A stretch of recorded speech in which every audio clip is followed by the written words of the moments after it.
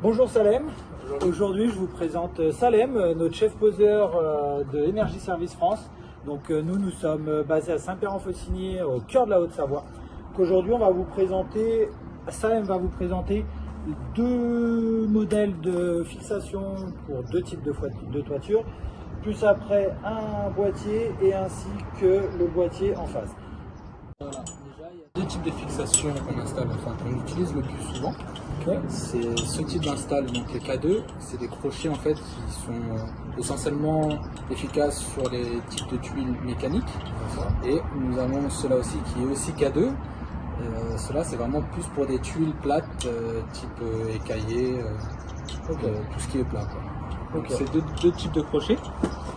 Alors celui qu'on utilise le plus souvent c'est celui-là pour les tuiles mécaniques.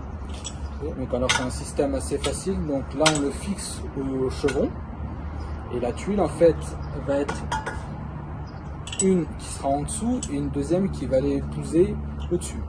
Pour ça en fait, pour la meilleure meilleure solution c'est de tailler la tuile pour qu'après pour l'étanchéité, voilà, pour la réduire vraiment au maximum. Okay. Malgré même si on taille pas la tuile en fait le problème d'étanchéité n'est pas existant.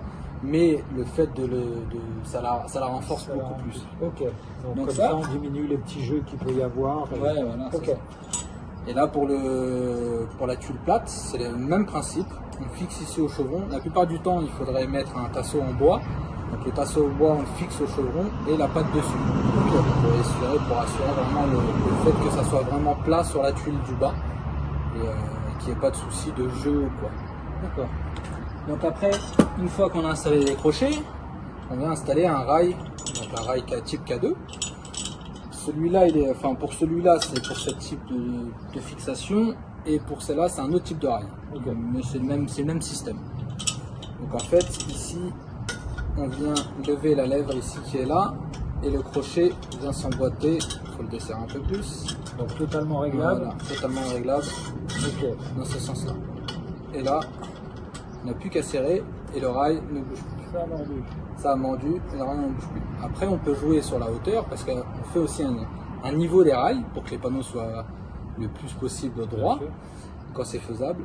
On a un réglage ici à faire. En hauteur. Donc on peut jouer sur la hauteur.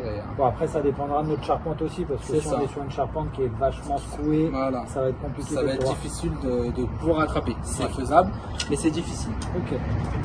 Donc là on est sur tout ce qui est sur la toiture.